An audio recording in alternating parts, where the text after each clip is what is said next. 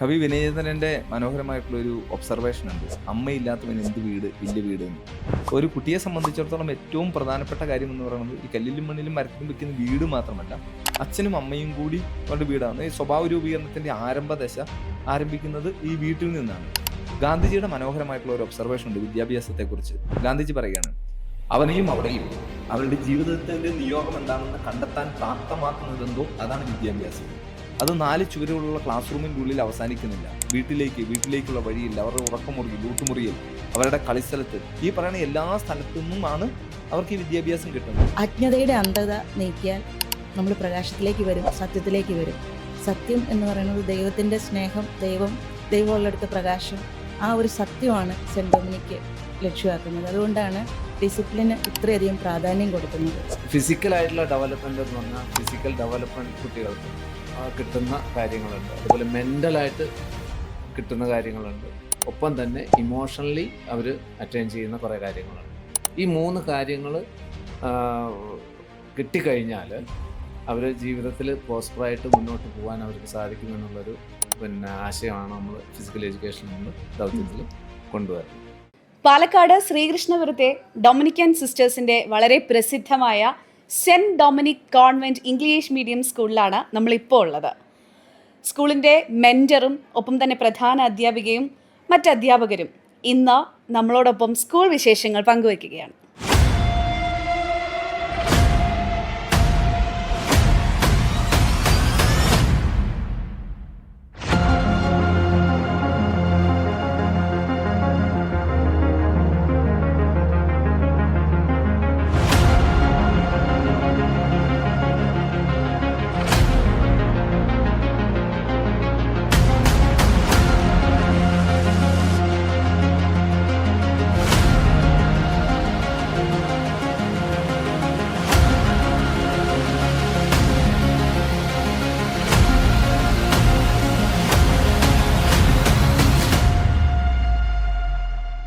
നമുക്കൊപ്പമുള്ളത് പാലക്കാട് ശ്രീകൃഷ്ണപുരത്ത് പ്രവർത്തിക്കുന്ന cent Dominic convent English medium സ്കൂളിൻ്റെ mentor father Saji ജോസഫാണ്. നമസ്കാരം. നമസ്കാരം. അപ്പോൾ ഞാൻ പറഞ്ഞതുപോലെ നമ്മൾ ഇന്ന് നോക്കുന്നത് സെൻറ് ഡൊമിനിക് സ്കൂളിൻ്റെ പ്രവർത്തന രീതികൾ, ഒപ്പം വിദ്യാഭ്യാസം, കുട്ടികൾ, ഇതൊക്കെയാണ് അറിയേണ്ടത്. അപ്പോൾ ആദ്യം തന്നെ എത്ര നാളായി നമ്മുടെ ശ്രീകൃഷ്ണപുരത്ത് ഈ ഒരു സ്കൂൾ പ്രവർത്തിക്കാൻ തുടങ്ങിയിട്ട്? ഞങ്ങൾക്ക് വേണ്ടിയിട്ട് ഒരു ചെറിയൊരു ബ്രീഫ് ഹിസ്റ്ററി നൽകാവോ? ഓക്കെ, വളരെ സന്തോഷം. സെൻറ് ഡൊമിനിക് സ്കൂൾ ശ്രീകൃഷ്ണപുരത്ത് പ്രവർത്തിക്കാൻ തുടങ്ങിയിട്ട് ഏകദേശം 45 വർഷമായി. 45 വർഷത്തോളമായിട്ട് ഈ ശ്രീകൃഷ്ണപുരത്തിൻ്റെ കാര്യം പറയുമ്പോൾ, ശ്രീകൃഷ്ണപുരത്ത് ഇപ്പോൾ എന്ത് കാര്യം തുടങ്ങുമ്പോഴും ശ്രീകൃഷ്ണപുരത്ത് ശ്രീയോടെ എന്നാണ് പറയുക. അത് ഈ പ്രദേശത്തിൻ്റെ ഒരു കാര്യമാണ്. ഇവൻ ഇവിടുത്തെ പഞ്ചായത്താണേലും എല്ലാവരും അങ്ങനെയാണ്, ശ്രീകൃഷ്ണപുരത്ത് ശ്രീയോടെ എന്ന് പറഞ്ഞിട്ടാണ്. അപ്പോൾ എനിക്ക് തോന്നുന്നു ഈ ശ്രീകൃഷ്ണപുരത്തിൻ്റെ മണ്ണിൽ ഈ സെൻറ് ഡൊമിനിക് സ്കൂള് കഴിഞ്ഞ 45 വർഷമായിട്ട് വളരെ ശ്രീയോടെ പ്രവർത്തിച്ചുകൊണ്ടിരിക്കുന്നു എന്നുള്ളതാണ് ഒരു കാര്യം. ഈ സ്കൂൾ ഇവിടെ തുടങ്ങാനായിട്ട് വരുന്ന സമയത്ത് ഈ നമ്മുടെ ഈ സെൻറ് ഡൊമിനിക് സിസ്റ്റേഴ്സാണ് ഈ സ്കൂൾ ഇവിടെ ആരംഭിക്കുന്നത്. ഒരു 45 വർഷം മുമ്പ് ഈ പ്രദേശത്ത് അങ്ങനെ ഒരു വിദ്യാഭ്യാസ സ്ഥാപനങ്ങളോ മറ്റു കാര്യങ്ങളോ ഒക്കെ വളരെ പരിമിതമായിരുന്ന ഒരു സ്ഥലം. അന്ന് സത്യത്തിൽ ഇതുപോലെ ഒരു സ്കൂൾ ഇവിടെ തുടങ്ങുന്നതിനെക്കുറിച്ച് ആളുകൾ ചിന്തിക്കുക പോലും ഇല്ലാത്തൊരു സമയത്താണ്. പലപ്പോഴും ഈ സിസ്റ്റേഴ്സൊക്കെ പോയി സ്കൂൾ തുടങ്ങുമ്പോൾ അവർ ഏറ്റവും അഡ്വാൻസ്ഡ് ആയിട്ടുള്ള ഒരു സ്ഥലത്തല്ല തുടങ്ങുക, ഏറ്റവും അത്യാവശ്യമായിട്ടുള്ള ഒരു സ്ഥലത്താണ് അങ്ങനെ ഇത് തുടങ്ങുക. കാരണം ഈ വിദ്യാഭ്യാസ സ്ഥാപനങ്ങളൊക്കെ തുടങ്ങുന്നതിൻ്റെ പിന്നിലൊരു ലക്ഷ്യം എന്ന് പറയുന്നത് ഒരു പ്രദേശത്തിൻ്റെ സമഗ്ര വികസനത്തെ കൊണ്ടുവരാൻ വേണ്ടിയിട്ടാണ്. അപ്പോൾ പ്രത്യേകിച്ച് ഇംഗ്ലീഷ് വിദ്യാഭ്യാസം എന്ന് പറയുന്ന കാര്യം, അന്ന് അങ്ങനെ ഒരു സാഹചര്യം ഇല്ലാതിരുന്ന ഈ നാട്ടിൽ അങ്ങനെ ഒരു സ്കൂൾ തുടങ്ങി. അതിപ്പോൾ കഴിഞ്ഞ 45 വർഷത്തോടു കൂടിയിട്ട് അങ്ങനെ വളരെ ഒരു പ്രോമിസിങ് ആയിട്ടുള്ള രീതിയിൽ വളർന്നു വന്നുകൊണ്ടിരിക്കുന്നു എന്നുള്ളതാണ്. ഞാനിവിടെ വന്ന് ഈ നാട്ടിലുള്ള പല ആളുകളോടും ഇങ്ങനെ സംസാരിക്കുമ്പോൾ അവരൊക്കെ വളരെ അഭിമാനത്തോടു കൂടി ഓർക്കുന്ന ഒരു കാര്യം, ഈ സ്കൂൾ ഇവിടെ ഉണ്ടായിരുന്നത് കൊണ്ടാണ് അവരുടെ കുഞ്ഞുങ്ങളിന്ന് വിദേശത്തായിരിക്കുന്നതും നല്ല പ്രൊഫൈലിൽ ജോലി ചെയ്യുന്നതും. അപ്പോൾ ഇവിടെ പഠിച്ചു പോയ ഒരു കുട്ടി പോലും അങ്ങനെ ഏതെങ്കിലുമൊക്കെ രീതിയിൽ എവിടെയും എത്താതെ പോയിട്ടില്ല എന്ന് പറയില്ലേ. അപ്പോൾ അങ്ങനെ ഒരു അഭിമാനവും കൂടെ ഈ സ്കൂളിനുണ്ട് ഈ നാടിൻ്റെ കാര്യത്തിൽ. തീർച്ചയായിട്ടും. ഇപ്പോൾ താങ്കൾ പറഞ്ഞ പോലെ 45 വർഷമായിട്ട് പ്രവർത്തനം ആരംഭിച്ചു. നല്ല വിജയത്തോടു കൂടി തന്നെ ഇപ്പോഴും പോയിക്കൊണ്ടിരിക്കുന്നു. ഇന്ന് നമ്മുടെ നാട്ടിൽ നോക്കിയാൽ ഒരുപാട് സ്കൂളുകളുണ്ട് നമ്മുടെ ഈ കേരളത്തിൽ. അപ്പോൾ സെൻറ് ഡൊമിനിക് സ്കൂളിനെ മറ്റ് സ്കൂളുകളുമായിട്ട് എങ്ങനെയാണ് വ്യത്യാസപ്പെട്ടിരിക്കുന്നത്? അതെങ്ങനെയായിരിക്കും? സാധാരണ ഇങ്ങനെയാണ് പറയുക, കമ്പാരിസൺ മേക്ക് ഡേഞ്ചറസ് എന്നാണ് പറയുന്നത്. അതെ. അപ്പോൾ അങ്ങനെ മറ്റ് സ്കൂളുകളുമായിട്ട് നമുക്ക് എങ്ങനെ വ്യത്യാസപ്പെട്ടിരിക്കുന്നു എന്ന് പറയുന്നതിനേക്കാളും ഈ ഒരു ഒരു വിദ്യാഭ്യാസ സംവിധാനത്തിൽ ഈ സ്കൂളിന് സ്കൂളിൻ്റെതായിട്ടുള്ള ഒരു ഐഡൻറ്റിറ്റി ഉണ്ട് എന്നുള്ളൊരു കാര്യം ഉറപ്പാണ്. അപ്പോൾ അതുകൊണ്ടാണ് കഴിഞ്ഞ 45 വർഷമായിട്ടും ഈ സ്കൂളിൻ്റെ ഒരു തനിമ നിലനിർത്താൻ കഴിഞ്ഞു എന്ന് പറയുന്നത്. ആ തനിമ നിലനിർത്താൻ കഴിയുന്നത് നമുക്ക് കേരളത്തിൽ വർക്ക് ചെയ്യുന്ന പല സ്കൂളുകളും ഇതേ ചിന്തയൊക്കെയുള്ള സ്കൂളുകളുണ്ട് സജീവമായിട്ട്.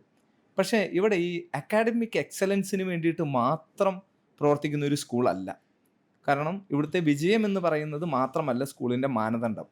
അപ്പോൾ ഒരു ക്വാളിറ്റിയുള്ള ലൈഫിലേക്ക് ആളുകളെ എത്തിക്കാൻ വേണ്ടിയിട്ട് ഈ സ്കൂള് അഹോരാത്രം അധ്വാനിക്കുന്നുണ്ടെന്നുള്ളതാണ് ഏറ്റവും പ്രധാനപ്പെട്ട കാര്യം.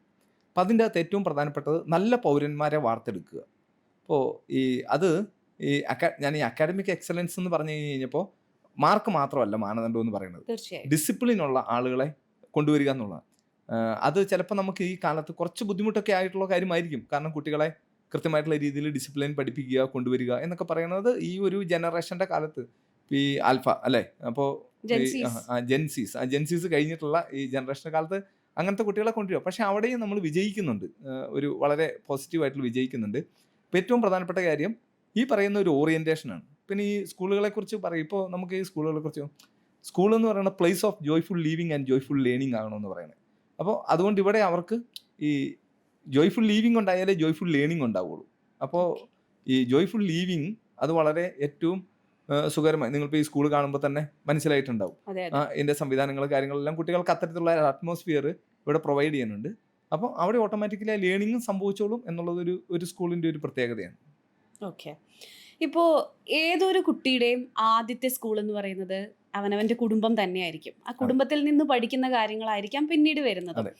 അപ്പോൾ കുഞ്ഞുങ്ങളുടെ മാനസിക ബുദ്ധിമുട്ടുകൾ അല്ലെങ്കിൽ അവർ നേരിടുന്ന മാനസിക വെല്ലുവിളികൾ, അവരുടെ പ്രശ്നങ്ങൾ, ഇതൊക്കെ ഏറ്റവും കൂടുതൽ ചിലപ്പോൾ മനസ്സിലാക്കാൻ സാധിക്കുക അവരുടെ മാതാപിതാക്കൾക്കായിരിക്കും. എന്തൊക്കെ കാര്യങ്ങളാണ് നമ്മുടെ മാതാപിതാക്കൾ ഒരു കുട്ടിയെ വളർത്തി കൊണ്ടുവരുമ്പോൾ അവർ മനസ്സിലാക്കേണ്ടതും അവർ പഠിക്കേണ്ടതുമായ കാര്യങ്ങൾ എന്തൊക്കെയായിരിക്കും? ചോദിച്ചത് വളരെ കറക്റ്റാണ്. കാരണം എന്താ വെച്ച് കഴിഞ്ഞാൽ ആദ്യത്തെ വിദ്യാലയം എന്ന് പറയുന്നത് വീട് തന്നെയാണ്.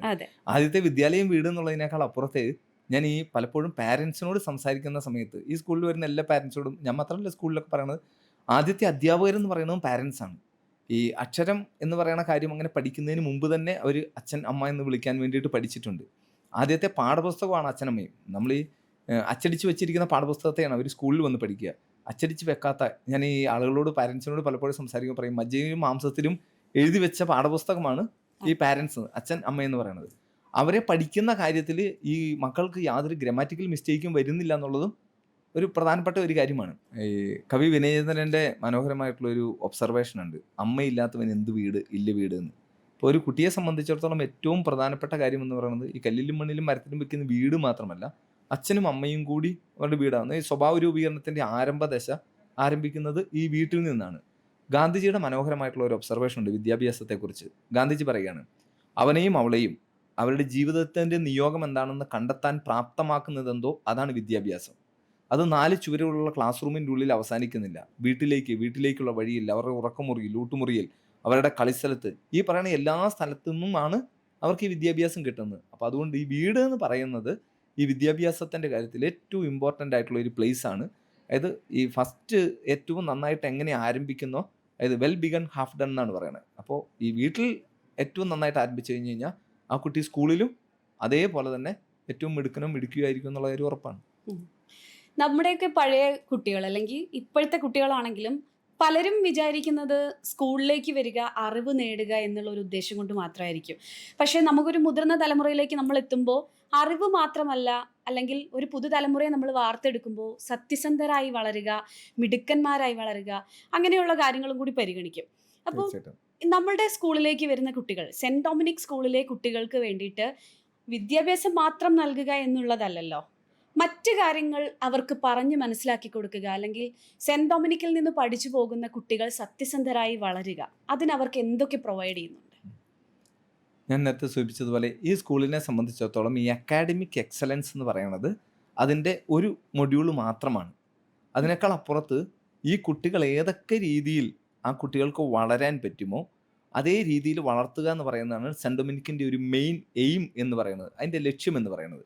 അത് ഉത്തരവാദിത്വ ബോധമുള്ള ജീവിതത്തിൽ ലക്ഷ്യബോധമുള്ള നല്ല പൗരന്മാരായി ഒരു സമൂഹത്തിലെ അംഗങ്ങളെ വാർത്തെടുക്കുക എന്ന് പറയുന്നതാണ് സെൻറ് ഡൊമിനിക്കിൻ്റെ ഏറ്റവും പ്രധാനപ്പെട്ട ഒരു കാര്യം എന്ന് പറയുന്നത്. അതിനു വേണ്ടിയിട്ടാണ് ഈ സ്കൂള് അഹോരാത്രം അധ്വാനിച്ചുകൊണ്ടിരിക്കുന്നത് മുഴുവനും അതിനു വേണ്ടിയിട്ടാണ്, ആ ഒരു ലക്ഷ്യമാണ്. പിന്നെ നമ്മളിപ്പോൾ ഈ വിദ്യാഭ്യാസത്തെ ഇപ്പോൾ NEP കാലമാണ്, ഒരു നാഷണൽ എഡ്യൂക്കേഷൻ പോളിസി ഇത് വരുമ്പോൾ അവർ മുൻപോട്ട് വയ്ക്കുന്ന ഏറ്റവും പ്രധാനപ്പെട്ട ഒരു കാര്യം എന്ന് പറയുന്നത് ഇൻ്റഗ്രൽ ഫോർമേഷനാണ്. ഇൻ്റഗ്രൽ ഫോർമേഷൻ എന്ന് പറയുന്നത് ഓരോ കുട്ടിയും ഈ സ്കൂളിൻ്റെ ഒരു ദർശനമുണ്ട്. ഇവിടുത്തെ അധ്യാപകരെ എല്ലാം നിരന്തരം ഓർമ്മിപ്പിച്ചുകൊണ്ടിരിക്കുന്ന യുണീക്ക്നെസ്. ഓരോ കുട്ടിയും യുണീക്കാണ്. അവർ യുണീക്കായിട്ടുള്ള ഐഡൻറ്റിറ്റിയോട് കൂടി കഴിവുകളോട് കൂടിയിട്ടാണ് വരുന്നത്. ഇപ്പോൾ പാട്ട് പാടാൻ കഴിവുള്ളവരുണ്ടാവും, ഡാൻസ് കളിക്കാൻ കഴിവുള്ളവരും, പ്രസംഗമുള്ളവരും, നേതൃത്വ പാഠമുള്ളവരുണ്ടാവും, വരയ്ക്കാൻ കഴിയുന്നവരാവും, വ്യത്യസ്തമായ സ്പോർട്സ് ഈവൻറ്റുകളിൽ പങ്കെടുക്കാനായിട്ട് കഴിയുന്നവരാവും. എന്താണോ അവരുടെ കഴിവ് അതിലേക്ക് അവർ എത്തിക്കുക, അതിൻ്റെ മാക്സിമത്തിലേക്ക് എത്തിക്കുക എന്നുള്ളതാണ് ഈ സ്കൂളിൻ്റെ ഒരു ലക്ഷ്യം. മറ്റ് സ്കൂളുകളിൽ നിന്ന് നമ്മുടെ സെൻറ് ഡൊമിനിക് സ്കൂളിനെ വ്യത്യസ്തമാക്കുന്ന ഒരു യുണീക്ക് ഫീച്ചർ പെട്ടെന്നൊന്ന് പറയാൻ പറ്റുമോ? അങ്ങനെ ചോദിച്ചാൽ ശരിക്കും അതൊരു ബുദ്ധിമുട്ടാവും. കാരണം എന്താണെന്ന് വെച്ച് കഴിഞ്ഞ് കഴിഞ്ഞാൽ ഒന്നല്ല, ഒരുപാട് ഫീച്ചേഴ്സ് ഉണ്ട് എന്നുള്ളതാണ് ഏറ്റവും പ്രധാനപ്പെട്ട കാര്യം. പക്ഷേ ഒരു കാര്യം ഞാൻ പറയാം, ഞങ്ങൾ ഈ അടുത്ത അക്കാഡമിക് ഇയറിൽ ഇൻട്രൊഡ്യൂസ് ചെയ്യാൻ വേണ്ടി വെച്ചിരിക്കുന്ന ഒരു ഡ്രീം പ്രോഗ്രാമാണ് ബാഗ് ഫ്രീ ഡേ എന്ന് പറയുന്ന ഒരു കാര്യം. അതായത് കുട്ടികൾ ബാഗ് ഇല്ലാതെയാണ് ആ ദിവസം സ്കൂളിലേക്ക് വരേണ്ടത്. അത് മാസത്തിൽ ഒരു ദിവസം അങ്ങനെയായിട്ട് നിജപ്പെടുത്തിയിരിക്കുകയാണ്. ബാഗ് ഇല്ലാതെ വരണം കുട്ടികൾ, ബാഗ് ഒന്നും കൊണ്ടുവരണ്ട. കാരണം ബാഗ് തന്നെ ഒരു ബുദ്ധിമുട്ടാണ് കുട്ടികൾക്ക്. അതെന്തിനു വേണ്ടിയാണെന്ന് ചോദിച്ചു കഴിഞ്ഞ് കഴിഞ്ഞാൽ കൃത്യമായിട്ടുള്ള ഒരു പ്രൊജക്റ്റ് പ്ലാൻ ചെയ്തിട്ട് ആ കുട്ടികൾക്കുള്ള വ്യത്യസ്തമായിട്ടുള്ള കഴിവുകൾ, ആ കഴിവുകളെയൊക്കെ അന്ന് അവരുടെ ക്ലാസ്സിൽ ഇല്ലെങ്കിൽ ഗ്രൂപ്പായിട്ട് അത് പെർഫോം ചെയ്യുന്ന ഒരു പെർഫോമൻസ് ഡേ ആണ് അത് ഈ പഠിക്കുന്ന കാര്യങ്ങളുമായി ബന്ധപ്പെട്ടിട്ടുണ്ട്, അല്ലാതെ കുട്ടികളുടെ മാനസിക ശാരീരിക വളർച്ചയുമായി ബന്ധപ്പെട്ടിട്ടുള്ള കാര്യമുണ്ട്. പ്രത്യേകിച്ച് അവരുടെ ലീഡർഷിപ്പ്, മെൻറ്ററിങ്, ഇത്തരം പ്രോഗ്രാമിനെയൊക്കെ പ്രോത്സാഹിപ്പിക്കാൻ പറ്റും. ഒരു ചെറിയ ഉദാഹരണം പറയാം. ഈ റീഡിങ് എന്ന് പറയുന്ന ഹാബിറ്റ്, അതിനെ കുറച്ചും കൂടി എൻഹാൻസ് ചെയ്യാൻ വേണ്ടിയിട്ട് കുട്ടികൾക്ക് ഗ്രൂപ്പ് തിരിച്ചിട്ട് ഈ ബുക്ക് കൂടുതൽ നന്നായി മനസ്സിലാക്കാൻ പഠിക്കാനും, അതേപോലെ ഈ ബുക്ക് റിവ്യൂ പോലെയുള്ള പ്രോഗ്രാംസ്. അപ്പോൾ അങ്ങനെ ഒരു ഗ്രൂപ്പ് അന്ന് ബുക്കിനെ പരിചയപ്പെടുത്തുകയായിരിക്കും. ഒരു ഗ്രൂപ്പ് വ്യത്യസ്തമായിട്ടുള്ള ഒരു സബ്ജക്റ്റിനെ കുറിച്ചുള്ള ഡിബേറ്റ് പ്രിപ്പയർ ചെയ്ത് അത് പ്രസൻറ്റ് ചെയ്യുകയായിരിക്കും. ഒരു ഗ്രൂപ്പ് എന്ന് പറയുന്നത് ഇന്ത്യയിലെ ഏതെങ്കിലുമൊക്കെ സംസ്ഥാനങ്ങളിലുള്ള ആർട്ട് ഫോം പഠിച്ച്, അതിനൊരു മാസം സമയമുണ്ട്, അത് പഠിച്ച് അന്ന് അവിടെ പെർഫോം ചെയ്യുകയായിരിക്കും.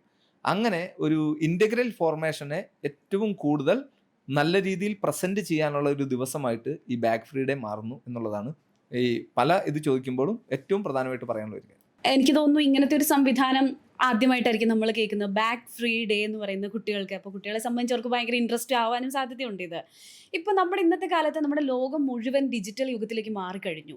എല്ലാ സ്കൂളുകളിലും ഡിജിറ്റലൈസ് ചെയ്ത എല്ലാ സംവിധാനങ്ങളും ഉണ്ട്. നമ്മളുടെ കുട്ടികളുടെ പഠന മികവ് ഉയർത്തുന്നതിന് വേണ്ടിയിട്ട് എന്തൊക്കെ ഡിജിറ്റൽ സംവിധാനങ്ങളാണ് നമ്മുടെ ഈ സ്കൂളിൽ ഏർപ്പെടുത്തിയിരിക്കുന്നത്? എനിക്ക് തോന്നുന്നു ഈ സ്കൂൾ ആരംഭിക്കുന്ന സമയത്ത്, ഞാൻ പറഞ്ഞ ഏകദേശം 45 വർഷം മുമ്പാണ് ഈ സ്കൂൾ ആരംഭിക്കുന്നത്. അന്ന് ഈ 3 കല്ലുകൾ കൂട്ടിയുണ്ടാക്കിയിരുന്ന അടുപ്പിൽ മൺകലത്തിൽ അരി വേവിച്ച് കഴിച്ചിരുന്ന പാരൻസിൻ്റെ കുട്ടികളാണ് ഇവിടെ വന്നിരുന്നത്. ബഹുഭൂരിപക്ഷം അങ്ങനെയായിരുന്നു നമ്മുടെ നാട് എന്ന് പറയുന്നത്. പക്ഷേ ഇന്നത്തെ ഈ കുട്ടികൾ എന്ന് പറയുന്നത് മൈക്രോവേവ് ഓവനിൽ ഫൈബർ പാത്രത്തിൽ രാവിലെ ബ്രേക്ക്ഫാസ്റ്റിന് നൂഡിൽസ് ഉണ്ടാക്കി കഴിച്ചതിന് ശേഷമാണ് ഈ കുട്ടികൾ ഇവിടേക്ക് വരുന്നത്. അപ്പോൾ അതുകൊണ്ട് തന്നെ ഈ പഠന കാര്യങ്ങളിലും അവർ ഇൻവോൾവ് ചെയ്യുന്ന ക്ലാസ് റൂമിലൊക്കെ ആ ചേഞ്ച് വേണം. അപ്പോൾ അതുകൊണ്ട് കംപ്ലീറ്റ്ലി ഡിജിറ്റലൈസ്ഡ് ആയിട്ടുള്ള ഒരു സ്കൂളായിട്ട് ഈ സെൻറ് ഡൊമിനിക് സ്കൂൾ കഴിഞ്ഞ വർഷങ്ങളിൽ മാറിയിരിക്കുന്നു എന്നുള്ളതാണ് വളരെ അഭിമാനത്തോടുകൂടി എനിക്ക് പറയാൻ വരിക. ഈവൻ കുട്ടികൾ ആ ടെക്സ്റ്റ് ബുക്ക് കൊണ്ടുവന്നിട്ടില്ലെങ്കിലും അതിൻ്റെ ഡിജിറ്റൽ ഫോർമാറ്റ് അവർക്ക് ഇൻട്രാക്റ്റീവ് ബോർഡുകളാണ്. വെറുതെ TV വെച്ചിട്ടുള്ള ക്ലാസ് റൂംസ് അല്ല, ഇൻട്രാക്റ്റീവ് ബോർഡുകളാണ്. അതിലവർക്ക് വരയ്ക്കാം, എഴുതാം, ഏത് കാര്യങ്ങളും ചെയ്യാൻ പറ്റുന്ന രീതിയിലുള്ള, അത് കുറച്ച് കോസ്റ്റ്ലി ആണ്, പക്ഷെ എന്നാൽ പോലും കുട്ടികൾക്ക് ഇതിൻ്റെ എല്ലാം സൗകര്യം അവൈലബിൾ ആകണം എന്നുള്ളൊരു നിശ്ചയദാർഢ്യം സ്കൂൾ മാനേജ്മെൻറ്റിനുള്ളത് കൊണ്ടാണ് സ്കൂൾ അങ്ങനെ ഫുള്ളി ഡിജിറ്റലൈസ്ഡ് ആയിട്ടുള്ള ഒരു സ്കൂളായിട്ട് കൺവേർട്ട് ചെയ്തിരിക്കുന്നത്. ഫാദർ, നമ്മുടെ സമൂഹത്തിൽ ഇപ്പോൾ മാനസികമായിട്ട് സമ്മർദ്ദം അനുഭവിക്കുന്ന ഒരുപാട് കുഞ്ഞുങ്ങളുണ്ട്. അപ്പം സ്കൂളിലെ ചിലപ്പോൾ ടീച്ചേഴ്സിനോടൊക്കെ ആയിരിക്കും ചിലപ്പോൾ അവർ വന്ന് കാര്യങ്ങൾ പറയുന്നത്. അപ്പം നമ്മുടെ സെൻറ് ഡൊമിനിക് സ്കൂളിൽ ഈ കുട്ടികൾക്ക് വേണ്ടിയിട്ട് എന്തെങ്കിലും കൗൺസിലിംഗ് സംവിധാനങ്ങൾ അല്ലെങ്കിൽ അത്തരം കാര്യങ്ങൾ എങ്ങനെയാണ് നിങ്ങൾ കൈകാര്യം ചെയ്യുന്നത്? തീർച്ചയായിട്ടും ഈ കാലഘട്ടത്തിലെ കുട്ടികളുടെ തന്നെ ഒരു വലിയ പ്രത്യേകതയാണ്. അത് പണ്ടൊക്കെ ഉണ്ടാകുമായിരിക്കും, പക്ഷേ ചിലപ്പോൾ നോട്ട് ചെയ്തിട്ടുണ്ടാവില്ല. ഈ കാലഘട്ടത്തിലുള്ള കുട്ടികൾക്ക് ഈ മാനസിക സമ്മർദ്ദങ്ങൾ ഒരുപാടുണ്ട്. അത് ചെറിയ ചെറിയ കാര്യങ്ങളിലായിരിക്കും ചിലപ്പോൾ ടെൻഷൻ ഉണ്ടാകുന്നത്. അതിൽ ഈ ഒരുപക്ഷെ ഈ ജെന്നാൽഫ എന്നൊക്കെ നമ്മൾ വിളിക്കുന്ന ഈ പറയുന്ന ഒരു ജനറേഷൻ്റെയും കൂടെ ഒരു പ്രത്യേകതയായിരിക്കും. ഇപ്പം അങ്ങനെയാണല്ലോ, ഓരോ ജനറേഷനെ അങ്ങനെ ഓരോരോ പേരുകളിൽ വിളിക്കുകയാണല്ലോ. പിന്നെ ചെറിയ റിസ്കുകളൊക്കെ വരുമ്പോൾ ചില ബുദ്ധിമുട്ടുകൾ അങ്ങനെ ഉണ്ടാകുന്ന ഒരു സമയത്ത് അപ്പോൾ നമ്മൾ കുട്ടികൾ നോട്ട് ചെയ്യാറുണ്ട്, അങ്ങനത്തെ കുട്ടികളും ഉണ്ടാകാറുണ്ട്. ഈ സ്കൂളിൽ മാത്രമല്ല, എല്ലാ സ്കൂളിലും അത്തരത്തിലുള്ള കുട്ടികളുണ്ട്. അവരുടെ പ്രശ്നങ്ങൾ അഡ്രസ്സ് ചെയ്യുകയും ചെയ്യണം. അപ്പോൾ ഈവൻ പാരൻസ് ഒക്കെ ഉണ്ട് എന്ന് പറഞ്ഞാൽ പോലും സ്കൂളുകളും അത് വളരെ ഗൗരവത്തിലെടുക്കണം. എനിക്ക് തോന്നുന്നു എഡ്യൂക്കേഷൻ ഡിപ്പാർട്ട്മെൻറ്റ് തന്നെ അതിന് വേണ്ടി ഒരുപാട് ഗൈഡ് ലൈൻസ് ഇറക്കിയിട്ടുണ്ട്. പക്ഷേ അതിനൊക്കെ മുമ്പ് തന്നെ നമ്മൾ ചെയ്തിരിക്കുന്നത് ഒരു മെൻറ്ററിങ്, അത് ഏറ്റവും ബെറ്ററായിട്ട് ചെയ്യാൻ വേണ്ടിയിട്ട് ഈ പറയണ കാര്യങ്ങളിലുള്ള ഇമോഷണൽ മെച്യൂരിറ്റി മറ്റു കാര്യങ്ങൾക്കൊക്കെ വേണ്ടിയിട്ട് ഒരു കാര്യം ഞാൻ ഈ സ്കൂളിനെ കുറിച്ച് പറയുമ്പോൾ നമ്മൾ ഈ IQ ലെവലുമായി ബന്ധപ്പെട്ട് മാത്രമല്ല, ഇവിടെ EQയും MQയും SQയും ഒക്കെ കൈകാര്യം ചെയ്യുന്നുണ്ട് എന്നുള്ളതാണ് ഈ സ്കൂളിൻ്റെ ഒരു പ്രത്യേകത. അപ്പോൾ നമുക്കൊരു ടീം തന്നെയുണ്ട്, ഒരു കൗൺസിലിംഗ് ടീം തന്നെയുണ്ട്. അവിടെ വെൽ ട്രെയിൻഡ് ആയിട്ടുള്ള കൗൺസിലിംഗ് ടീമാണ്. ഏകദേശം ഒരു 3 പേരോളം സ്ഥിരമായിട്ട് നമ്മളിവിടെ അതായത് കുട്ടികൾക്ക് കൗൺസിലിംഗ് കൊടുക്കുന്നുണ്ട്. ഒരു കാലത്ത് കുട്ടികൾക്ക് കൗൺസിലിംഗ് എന്ന് പറയുമ്പോൾ അതെന്തോ പ്രശ്നമുള്ള കുട്ടികൾക്കെന്നാണ് വിചാരിച്ചിരുന്നത്. പക്ഷേ കുട്ടികൾക്ക് നമ്മൾ തന്നെ ഒരു എഡ്യൂക്കേഷൻ കൊടുത്ത് പാരൻസിനെ കൺവിൻസ് ചെയ്ത് അങ്ങനെയല്ല എന്നും കുട്ടികൾക്ക് അവരുടെ കാര്യങ്ങളൊക്കെ തുറന്നു പറയാനും അതിന് സൊല്യൂഷൻ കണ്ടെത്തുവാനുമുള്ള ഒരു സ്പേസ് അത് സ്കൂളിൽ തന്നെയുണ്ട്. അപ്പോൾ ഒരു മെൻ്റൽ വെൽബീയിങ് എന്ന് പറയുന്ന ഒരു കാര്യം ഞാൻ പറഞ്ഞല്ലോ, സ്കൂൾ എന്ന് പറയുമ്പോൾ വെറുതെ ഒരു പഠിക്കുന്ന സ്ഥലമല്ല, it is A place of joyful living and joyful learning. അതിന് വേണ്ടിയിട്ടുള്ള ഒരു കാര്യം കൃത്യമായിട്ട് നമ്മൾ ഈ പറഞ്ഞ ഒരു സംവിധാനത്തിൽ ഒരുക്കി വെച്ചിട്ടുണ്ട് എന്നുള്ളത് സന്തോഷമുള്ള ഒരു കാര്യം. ഫാദർ, അതായത് നമ്മുടെ ഇന്നത്തെ കാലത്ത് ജെൻ ആൽഫ കുട്ടികൾ, ആ പുതുതലമുറയിലെ ആ കുഞ്ഞുങ്ങൾക്ക് ശരിക്കും ഇൻ്റലക്ച്വൽ ലെവലും അതുപോലെ തന്നെ അവരുടെ മെച്യൂരിറ്റി ലെവലും ഇത് രണ്ടും എങ്ങനെയാണെന്നുള്ളത് മനസ്സിലാക്കാൻ പേരൻസിനേക്കാൾ ഉപരി ചിലപ്പോൾ അവരെ പഠിപ്പിക്കുന്ന ടീച്ചേഴ്സിന് ചിലപ്പോൾ മനസ്സിലായെന്ന് വരാം. അതെങ്ങനെയായിരിക്കും നിങ്ങളൊന്ന് മനസ്സിലാക്കിയെടുക്കാറ്? ചോദിച്ചു വളരെ കറക്റ്റാണ്. ഈ കാലഘട്ടത്തിലെ കുട്ടികൾ നമുക്ക് ഇമാജിൻ ചെയ്യാൻ പറ്റാത്ത രീതിയിൽ വ്യത്യസ്തമായിട്ടുള്ള കപ്പാസിറ്റി ഉള്ളവരും അവരുടെ ഇൻ്റലക്ച്വൽ ലെവൽ വളരെ ഹൈ ആയിട്ടുള്ള ആൾക്കാരുമായിരിക്കും. ചില കുട്ടികളെക്കുറിച്ച് നമ്മൾ പറയില്ലേ, അവനെ പഠിപ്പിക്കേണ്ട കാര്യമില്ല, അപ്പോൾ തന്നെ അവൻ ഇങ്ങോട്ട് ചോദിക്കുന്നു. അതായത് നാളെ പഠിപ്പിക്കേണ്ട കാര്യത്തെ ഇന്ന് തന്നെ കുട്ടി പഠിച്ചു വരുന്നു എന്നൊക്കെ പറയണത്. പിന്നെ നമുക്ക് ഈ ഡിജിറ്റൽ യുഗമായി എന്നുള്ളത് കൊണ്ട് അവരുപയോഗിക്കുന്ന വ്യത്യസ്തമായിട്ടുള്ള ഡിജിറ്റൽ ഗാഡ്ജറ്റുകൾ, അതായത് മൊബൈലാകാം, ടാബാകാം, കമ്പ്യൂട്ടറാകാം, അതൊക്കെ ഈ കുട്ടികളുടെ ഈ ഭൗതികമായ വളർച്ചയെ പല രീതിയിൽ പോസിറ്റീവ് നെഗറ്റീവ് അങ്ങനെ സ്വാധീനിക്കുന്നുണ്ട്. ഈ നമ്മൾ ഒരുപാട് കുട്ടികളെക്കുറിച്ച് പറയണ ഹൈപ്പർ ആക്റ്റീവ് ആകുന്ന കുട്ടികൾ എന്ന് പറഞ്ഞിട്ട് അങ്ങനെയുള്ള കുട്ടികളുണ്ട്. അപ്പോൾ ഈ കുട്ടികളെയൊക്കെ കൈകാര്യം ചെയ്യുന്നതിന് ആവശ്യമായിട്ടുള്ള ഒരു ട്രെയിനിങ് എല്ലാ വർഷവും നമ്മൾ എന്ത് ചെയ്യുന്നുണ്ട്, ഈ ടീച്ചേഴ്സിന് ട്രെയിനിങ് വെക്കുമ്പോൾ ഈ രീതിയിലുള്ള കുട്ടികളെ ഏത് രീതിയിലാണ് കൈകാര്യം ചെയ്യേണ്ടത് എന്നുള്ളത്. ചിലപ്പോൾ ചുരുക്കം ചില കുട്ടികളെ കണ്ടിട്ടുണ്ട്, അവർക്ക് ക്ലാസ്സിൽ പഠിപ്പിക്കുന്ന എല്ലാം ഒരു വളരെ ഫാസ്റ്റായിട്ട് പഠിച്ചു കഴിയും. വാട്ട് ഈസ് നെക്സ്റ്റ്, പിന്നെ എന്തെങ്കിലും ചെയ്യാൻ വേണ്ടിയിട്ടുള്ള ഒരു സ്പേസ് ഉണ്ടാകും.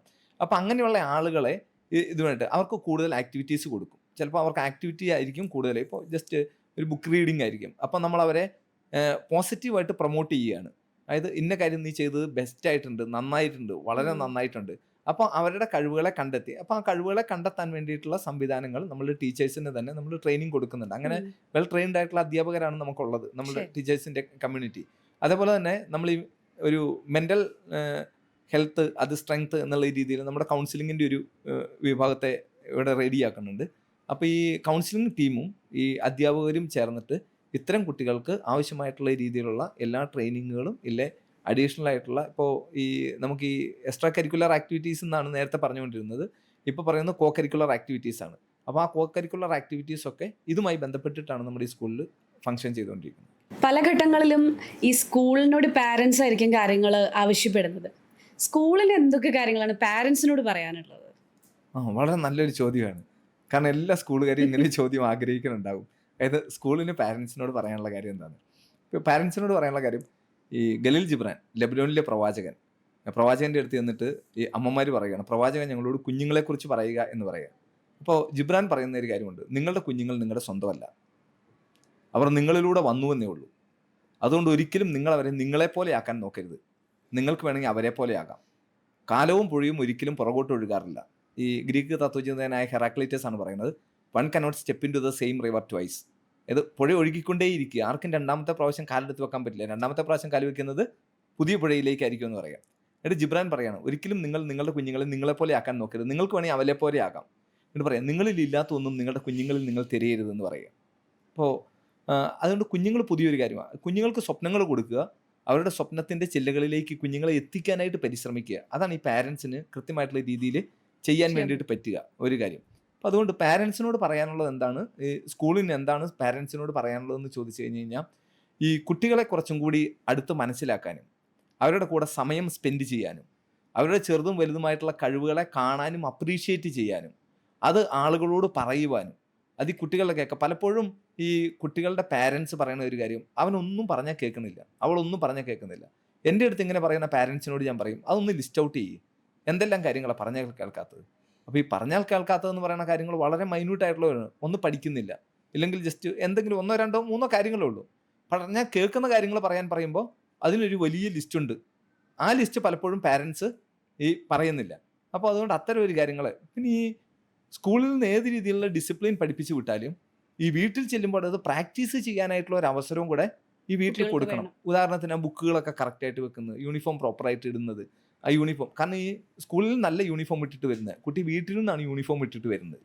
ഓക്കെ. അപ്പോൾ പിന്നെ ഈ അച്ഛനും അമ്മയും വീട്ടിൽ പറയുന്നത് നെഗറ്റീവും പോസിറ്റീവുമായിട്ടുള്ള എല്ലാ കാര്യങ്ങളും കുട്ടി ഗ്രാസ്പ് ചെയ്യും. അതായത് ഈ കുട്ടികളുടെ മൈൻഡ് എന്ന് പറഞ്ഞാൽ താബുള റാസ എന്ന് പറയും, ബ്ലാങ്ക് ഷീറ്റാണ്. എന്തെല്ലാം കാര്യങ്ങൾ കേൾക്കുന്നോ അറിയുന്നോ കാണുന്നോ അതെല്ലാം അതേപോലെ ഫീഡ് ചെയ്യുകയാണ്. ഒരു മുതിർന്ന ഒരാളെ സംബന്ധിച്ചിടത്തോളം അങ്ങനെയല്ല. അവർക്ക് ഈ ഫ്രീഡം ഓഫ് ചോയ്സ് ഉണ്ട്, ആവശ്യമുള്ളത് എടുക്കാനും ആവശ്യമുള്ളത് കളയാനും. കുട്ടികൾ അങ്ങനെയല്ല, കുട്ടികൾ ഈ കേൾക്കുന്നത് കാണും. അപ്പോൾ അതുകൊണ്ട് നമ്മളുടെ വീട് എന്ന് പറയുന്നത് അതേ രീതിയിലേക്കും കൂടെ ഡിസൈൻ ചെയ്യപ്പെടണം. അപ്പോൾ കാരണം ഈ പാരൻസ് തമ്മിലുള്ള ബന്ധവും റിലേഷൻസും അവരുടെ ഈ ഒരു സ്നേഹവും അതൊക്കെ ഈ കുട്ടികളുടെ വളർച്ചയിൽ വളരെ പ്രധാനപ്പെട്ടതാണ് എന്നും അതാണ് ഏറ്റവും കൂടുതൽ കുട്ടികളെ ആഴത്തിൽ സ്പർശിക്കുന്നതെന്നും ഈ പാരൻസിന് കൃത്യമായിട്ടുള്ളൊരു ചിന്തയുണ്ടാകണമെന്നാണ് പറയാനുള്ളത്. നമുക്കൊപ്പം ഉള്ളത് cent Dominic convent English medium സ്കൂളിൻ്റെ പ്രിൻസിപ്പൽ പൗളിൻ ഓപ്പയാണ്. നമസ്കാരം നമസ്കാരം. സിസ്റ്റർ, അതായത് നല്ല കഴിവുള്ള മക്കൾ, എക്സ്പീരിയൻസ്ഡ് ആയിട്ടുള്ള ടീച്ചർ, ഇതാണ് നമ്മുടെ സ്കൂളിൻ്റെ പ്രധാന മുഖമുദ്ര.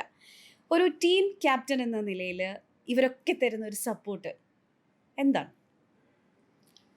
ഡൊമിനിക്കൻ സിസ്റ്റേഴ്സ് എന്ന നിലയിൽ ഞങ്ങളുടെ പ്രധാനപ്പെട്ട ഒരു ക്യാരിസം അല്ലെങ്കിൽ ദർശനമാണ് വിദ്യാഭ്യാസം എന്നുള്ളത്. അതിന് പറ്റിയ ടീച്ചേഴ്സിനെയാണ് ഞങ്ങൾ സെലക്ട് ചെയ്യാറുള്ളത്. ആരംഭത്തിൽ തന്നെ വളരെ സിസ്റ്റമാറ്റിക്കായിട്ട് അവരെ ഇൻ്റർവ്യൂ ചെയ്ത് ഡെമോ ക്ലാസ്സൊക്കെ വെച്ച് വളരെ നല്ല രീതിയിലാണ് എടുക്കുക. ടീച്ചേഴ്സ് വളരെ സപ്പോർട്ടിംഗ് ആണ് എല്ലാ കാര്യത്തിലും. ശരിക്കും പറഞ്ഞാൽ അമ്മയുടെ റോളും കൂടി ടീച്ചേഴ്സ് ഇവിടെ എടുക്കുന്നുണ്ടെന്നാണ് എനിക്ക് മനസ്സിലാക്കാൻ കഴിഞ്ഞിരിക്കുന്നത്. കാരണം കുട്ടികളൊന്നും മുഖം വാടി വന്നാൽ ടീച്ചേഴ്സിനോട് അതുപോലൊരു ബന്ധം അവർക്കുണ്ട്, നല്ല രീതിയിലുള്ളൊരു ബന്ധം, എന്തു പറയാനും ചെയ്യാനും. അതോടൊപ്പം തന്നെയാണ് അവരെ പഠിപ്പിക്കുന്ന കാര്യത്തിലും ശ്രദ്ധിക്കുന്നത്. അതുകൊണ്ട് കുട്ടികളുടെ കഴിവ് മനസ്സിലാക്കി വിവിധ മേഖലകളിലേക്ക് അവരെ നയിക്കാനും ചെയ്യാനും ടീച്ചേഴ്സിന് സാധിക്കുന്നുണ്ട്. അഥവാ എന്തെങ്കിലും ഒരിത്തിരി ബുദ്ധിമുട്ട് വന്നാൽ പരസ്പരം അത് ഓർമ്മപ്പെടുത്തിക്കൊണ്ട് ഒരു കുടുംബം എന്ന പോലെ തന്നെ പോകുന്നുണ്ടെന്ന് എനിക്ക് തോന്നുന്നത് ഇവിടെ എല്ലാ കാര്യത്തിലും. അതുകൊണ്ട് തന്നെയാണ് ഈ സ്കൂളിൻ്റെ വിജയം എന്നാണ് ഞാൻ വിശ്വസിക്കുന്നത്. നമ്മുടെ ഈ സെൻറ് ഡൊമിനിക് സ്കൂളിൻ്റെ ഒരു ടീച്ചർ സ്ട്രെങ്ത് ഒക്കെ ഒന്ന് നമ്മൾ കണക്കാക്കിയാൽ അത് എത്ര പേരാണ്? അതുപോലെ തന്നെ സ്റ്റുഡൻറ് സ്ട്രെങ്ത് അതൊക്കെ എങ്ങനെയാണ്? ഈ സ്കൂളിലിപ്പം ഒരു 3000-ൻ്റെ അടുത്ത് കുട്ടികളാണ് ഇപ്പോൾ പഠിച്ചുകൊണ്ടിരിക്കുന്നത്. 3000-നടുത്തുണ്ട്. ടീച്ചേഴ്സ് സ്റ്റാഫ് എല്ലാം കൂടെ വരുമ്പോൾ ഒരു 140-ന് മുകളിൽ സ്റ്റാഫ് അംഗങ്ങളുണ്ട്. പ്രീ കെ ജി തുടങ്ങി നമുക്ക് +2 വരെയാണ് ഇതുവരെ ഉള്ളത്. അതിൽ അക്കാഡമിക്സ് മാത്രമല്ല, കോ കരിക്കുലർ ആക്ടിവിറ്റീസ് ഉണ്ട്. അതുകൂടാതെ വിവിധ സ്കോളർഷിപ്പിൻ്റെ ഏതിലാണോ കുട്ടി ടാലൻറ്റഡ്, ചെസ്സാണെങ്കിൽ ചെസ്സ്, എന്തിലാണോ ടാലൻറ്റഡ് അത് പ്രത്യേകം നമ്മൾ മോണിറ്റർ ചെയ്ത് ഓരോ ലെവലിലേക്ക് എത്തിക്കാനായിട്ട് പ്രത്യേകം ശ്രദ്ധിക്കുന്നുണ്ട്. അതുകൊണ്ട് തന്നെ വളരെ നല്ല രീതിയിൽ എനിക്ക് തോന്നുന്നു കഴിഞ്ഞ മുൻ വർഷങ്ങളിലൊക്കെ ടോപ്പ് മാർക്ക്, ഫുൾ മാർക്ക് അതെല്ലാം ഈ സ്കൂളിന് നേടാൻ കഴിഞ്ഞിട്ടുണ്ട്. മാത്സിലായാലും ഫുൾ മാർക്ക് കിട്ടാറുണ്ട്. എല്ലാ സബ്ജക്റ്റിലും തന്നെ ടോപ്പ് മാർക്ക് വാങ്ങാനും നല്ല സ്കോറ് കണ്ടിന്യൂ ചെയ്യാനും സാധിച്ചിട്ടുണ്ട് നമ്മുടെ സ്കൂളിന്. ഓരോ സ്കൂളിനും ഓരോ മോട്ടോ, ഓരോ ആശയങ്ങളുണ്ടാവും. നമ്മുടെ സ്കൂളിൻ്റെ മോട്ടോ എന്താണ്?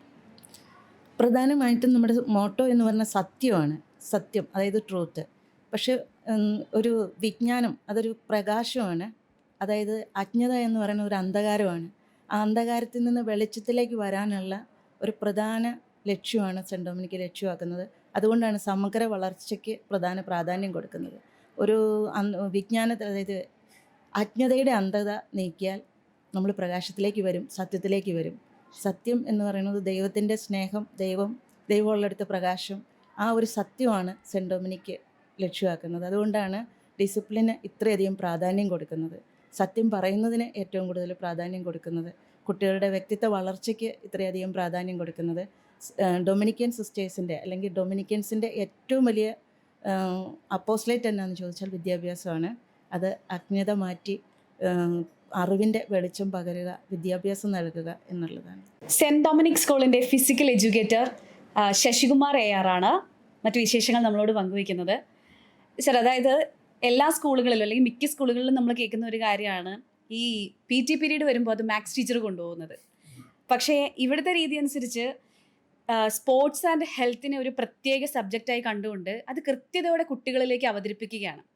അപ്പോൾ എന്തൊക്കെ കാര്യങ്ങളാണ്, അല്ലെങ്കിൽ ഒരു സ്പോർട്സുമായി ബന്ധപ്പെട്ട് എന്തൊക്കെ ഫെസിലിറ്റീസ് ആണ് നമ്മുടെ കുട്ടികൾക്ക് നൽകുന്നത്, അതുപോലെ തന്നെ അത് ആ കുഞ്ഞുങ്ങളിൽ ഉണ്ടാക്കുന്ന മാറ്റങ്ങൾ എന്തൊക്കെയാണ്?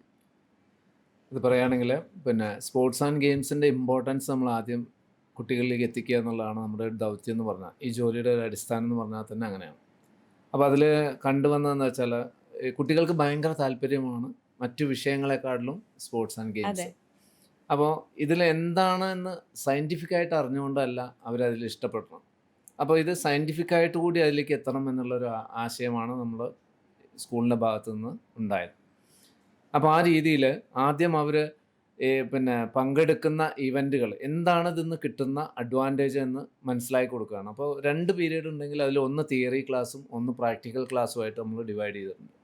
അപ്പോൾ പ്രാക്ടിക്കൽ എന്ത് ചെയ്യണം എന്ന് നമ്മൾ തീരുമാനിക്കുന്ന കാര്യം ആദ്യം അവരോട് തിയറി ക്ലാസ്സുകൾ നമ്മൾ ഡിസ്കസ് ചെയ്തിട്ടാണ് പോവാറ്. അപ്പോൾ നമുക്ക് ഫിസിക്കലായിട്ടുള്ള ഡെവലപ്മെൻ്റ് എന്ന് പറഞ്ഞാൽ ഫിസിക്കൽ ഡെവലപ്മെൻറ്റ് കുട്ടികൾക്ക് കിട്ടുന്ന കാര്യങ്ങളുണ്ട്, അതുപോലെ മെൻ്റലായിട്ട് കിട്ടുന്ന കാര്യങ്ങളുണ്ട്, ഒപ്പം തന്നെ ഇമോഷണലി അവർ അറ്റൈൻ ചെയ്യുന്ന കുറേ കാര്യങ്ങളുണ്ട്. ഈ 3 കാര്യങ്ങൾ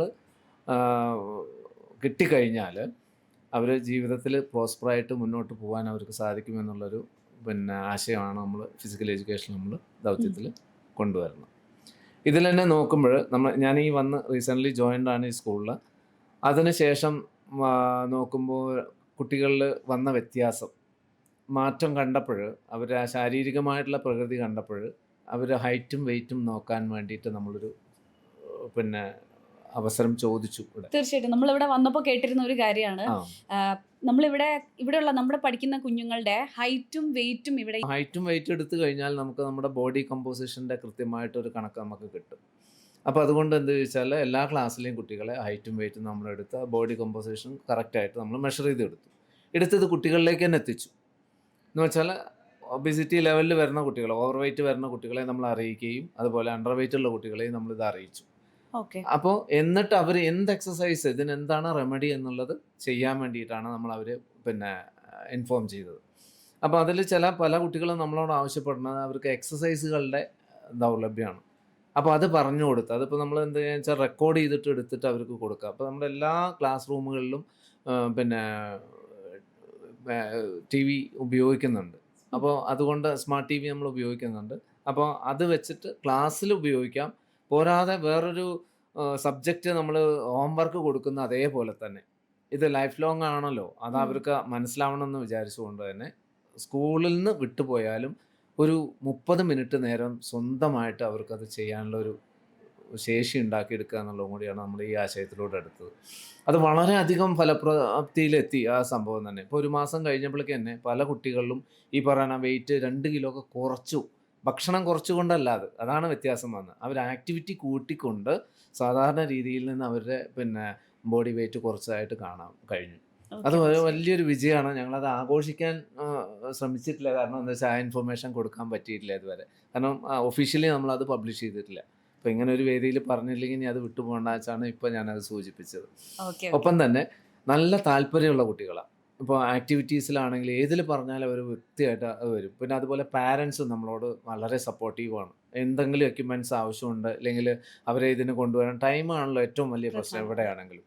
അപ്പോൾ അത് നമ്മളിവിടെ അഡ്ജസ്റ്റ് ചെയ്തിട്ടൊരു എക്സ്ട്രാ ടൈം 1 hour കിട്ടുന്ന രീതിയിലാണ് നമ്മുടെ പീരിയഡ് അറേഞ്ച് ചെയ്തിട്ടുള്ളത്. അപ്പോൾ അതിലെന്താ വെച്ചാൽ ഇതിൽ താല്പര്യമുള്ള കുട്ടികളെ നമുക്ക് അവിടെ കിട്ടും. 1 hour കിട്ടുക എന്ന് പറഞ്ഞാൽ തന്നെ വലിയൊരു വ്യത്യാസമാണ്. അത് നമുക്ക് ട്രെയിൻ ചെയ്യാനുള്ള ഒരു സാധ്യത. അത് കുട്ടികൾക്ക് വൈകൂല, വീട്ടിലെത്താൻ താമസിക്കാതെ തന്നെ തിരിച്ചു പോകാനും നമുക്ക് സാധിക്കാറുണ്ട്. ഇപ്പോൾ നാഷണൽ ലെവലിലൊക്കെ ഇവിടുന്ന് അച്ചീവ്മെൻറ്റ്സ് ഉണ്ടായിട്ടുണ്ട്. ഒപ്പം തന്നെ ഈ നമ്മൾ അച്ചീവ്മെൻറ്റിലെത്തുക എന്നുള്ളതിന് ഉപരിയായിട്ട് വേറൊരു കാര്യം എന്താ വെച്ചാൽ അവർക്ക് സെൽഫായിട്ടുള്ളൊരു കോൺഫിഡൻസ് ഉണ്ടാക്കിയെടുക്കുക എന്നുള്ളതാണ്. അതാണ് വേണ്ടത്. എന്തായാലും നമ്മുടെ ബ്ലഡ് ഫ്ലോ ഒക്കെ കൂടുതലായിട്ട് ബ്രെയിനിലേക്ക് എത്തുമ്പോഴാണ് നമുക്ക് എന്ത് ചെയ്യാൻ പറ്റുക, കൂടുതലായിട്ട് കോൺസെൻട്രേഷൻ ലെവൽ വർദ്ധിക്കുക. അത് മറ്റുള്ള ആക്ടിവിറ്റീസ് അതുപോലെ തന്നെ പാഠഭാഗങ്ങൾ പഠിക്കുന്നതിന് വേണ്ടിയിട്ട് അവരെ പ്രാപ്തരാക്കാൻ സാധിക്കും. അപ്പോൾ ഈ ഒരു തിരിച്ചറിവ് നമുക്ക് എല്ലാ കുട്ടികളിലും എത്തിക്കുക എന്നുള്ള ഒരു ആശയമാണ് ഫിസിക്കൽ എഡ്യൂക്കേഷൻ എന്ന് പറയുന്നത് നമ്മുടെ ഈ പ്രോഗ്രാം കൊണ്ട് നമ്മൾ ഈ സ്കൂളിൽ ഉദ്ദേശിച്ചത്. കുട്ടികൾക്ക് വേണ്ടിയിട്ട് സ്പോർട്സുമായി ബന്ധപ്പെട്ട് എന്തൊക്കെ ഫെസിലിറ്റീസ് ആണ് നമ്മുടെ ഈ സെൻറ്റ് ഡൊമിനിക് സ്കൂൾ പ്രൊവൈഡ് ചെയ്യുന്നത്? ഫെസിലിറ്റീസ് എന്ന് പറയുമ്പോൾ അവർക്ക് ഉപയോഗത്തിന് ആവശ്യമായല്ല, താല്പര്യമുള്ള വിഷയങ്ങൾ പഠിപ്പിക്കാനൊക്കെ കരിക്കുലർ ആക്ടിവിറ്റിയിൽ എന്തൊക്കെ അവർ ആവശ്യപ്പെട്ട് വരുന്നുണ്ടോ അതിനെല്ലാം ചെയ്യാൻ പറ്റിയ എല്ലാ എക്യുപ്മെൻസും നമ്മൾ സജ്ജമാണ് ഇപ്പോൾ കളിക്കാൻ വേണ്ടി. ഇപ്പോൾ മൈനർ ഗെയിംസുകളാണെങ്കിൽ അതിനുള്ള എല്ലാ ഫെസിലിറ്റീസും നമുക്ക് ഒരുക്കാൻ കഴിഞ്ഞിട്ടുണ്ട്. മേജർ ഗെയിംസിന് വേണ്ടിയുള്ള ബാസ്ക്കറ്റ് ബോൾ, വോളിബോൾ, അതുപോലെ ഫുട്ബോൾ, കൊക്കോ അങ്ങനെയുള്ള ഗെയിമുകൾക്ക് വേണ്ടിയുള്ള എല്ലാ സൗകര്യങ്ങളും നമ്മൾ ഒരുക്കിയിട്ടുണ്ട്. ഇതിലെല്ലാം നമ്മൾ സംസ്ഥാന തലം വരെ പങ്കെടുക്കുകയും വിജയിക്കുകയും ചെയ്ത ഇവൻറ്റുകളാണ്.